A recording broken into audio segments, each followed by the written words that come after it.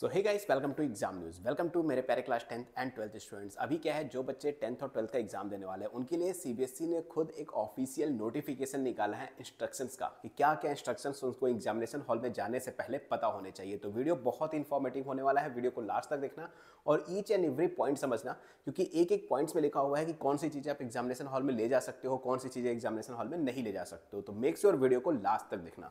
तो सबसे पहले हम यहाँ पर आ जाते हैं ऑफिशियल नोटिफिकेशन पे। देखो ये आ चुका है, instructions of the students appearing for the class 10th and 12th board exam. तो जो बच्चे 10th और 12th बोर्ड एग्जाम में हैं उनके लिए एक इंस्ट्रक्शंस आया है। ध्यान से देखेंगे इंस्ट्रक्शन को और समझेंगे। लिखा हुआ है, no candidate would be allowed to enter in the examination centre after 10 AM, मतलब 10 बजे के बाद अब आप एंट्री नहीं कर पाओगे। पहली चीज, क्योंकि 10 बजे के बाद एंट्रेंस बंद हो जाएगा। Hence the student must reach the examination before time. तो एटलीस्ट यार देखो, आपके एडमिट कार्ड में तो ऑलरेडी लिखा ही होगा कि 15 मिनट पहले पहुंचे, लेकिन आप कम से कम याद रखो कि आपको एटलीस्ट यहाँ पर 30 मिनट्स पहले पहुंच जाना है एग्जामिनेशन सेंटर में।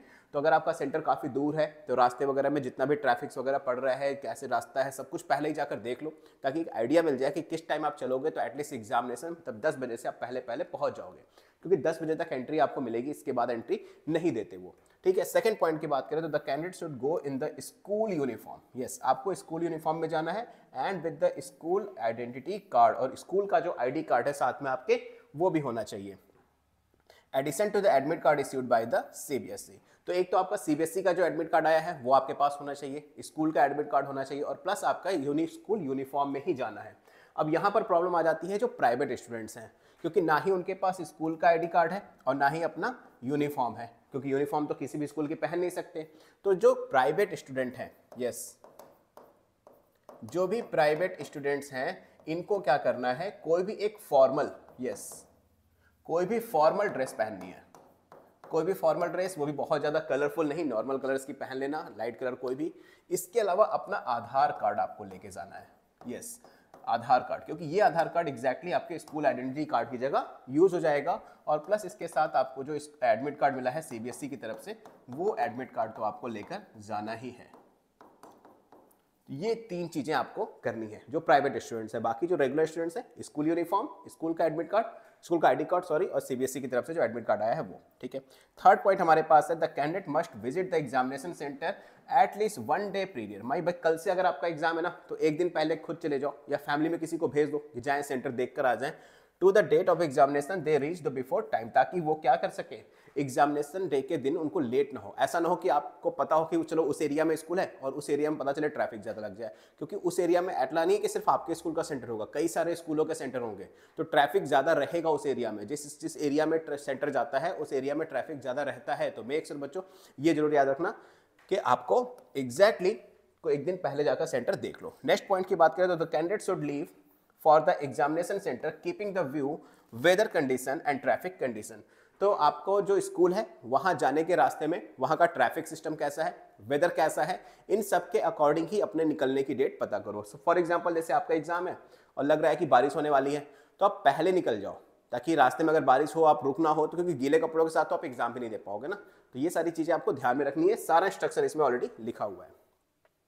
नेक्स्ट अगर हम यहाँ पर आ जाएं तो यहाँ पे लिखा हुआ है, candidate must read the Aadhaar, must read and the adhere the important instruction given the admit card। और जब आपका एडमिट कार्ड मिल ही चुका होगा ऑब्वियसली, अगर किसी के एडमिट कार्ड नहीं मिले तो मुझे कमेंट करके बताना किसके किसके एडमिट कार्ड नहीं मिले, या फिर आप मुझे डायरेक्टली इंस्टाग्राम पे भी मैसेज कर सकते हो।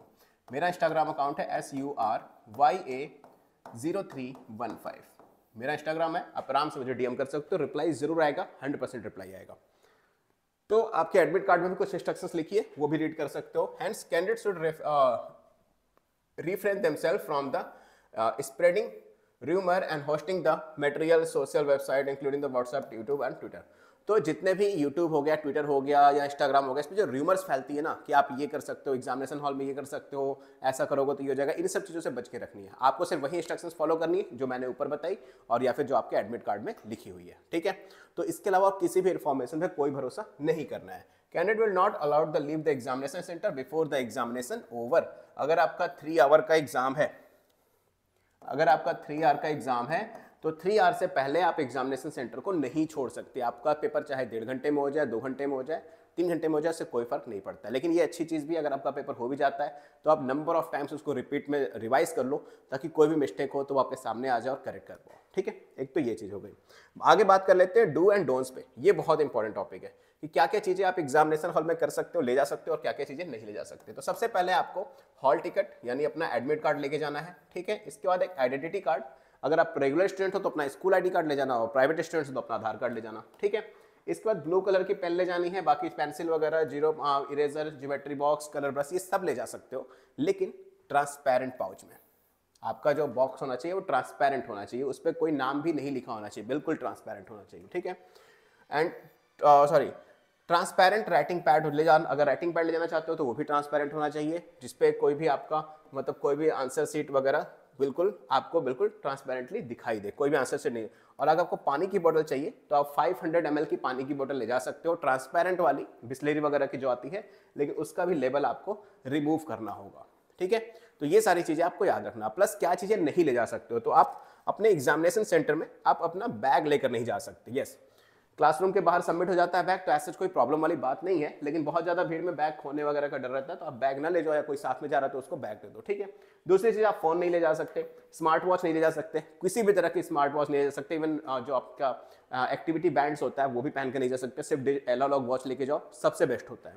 कैलकुलेटर नहीं ले जा सकते, और किसी भी तरह की अफवाहों पे आपको ध्यान नहीं देना है। ठीक है, ये सारी चीज़ें, सारी इन्फॉर्मेशन बहुत अच्छे से आपको पता चल गई है। मेक श्योर हर एक पॉइंट याद रखना, एग्जामिनेशन हॉल में जिस तरह से जाने को बताया है उसी तरह से जाना, और ऐसे ही इन्फॉर्मेटिव वीडियो आपको हमारे चैनल पे मिलती रहेगी। तो मेक श्योर चैनल को सब्सक्राइब कर लेना और बेल आइकन पे जरूर क्लिक कर लेना। मैं सूर्य प्रकाश मिलूंगा आप लोगों से नेक्स्ट वीडियो में सीबीएसई की लेटेस्ट एंड ऑथेंटिक अपडेट के साथ। तब तक के लिए गुड लक, एंड चाहो तो मुझे इंस्टाग्राम पे फॉलो कर सकते हो। मेरा इंस्टाग्राम अकाउंट है SURYA0315। बहुत सारे बच्चे मुझसे रेगुलर जुड़ते हैं और उनके डाउट्स ऑलरेडी रात तक सबके डाउट्स क्लियर हो जाते हैं। Good luck.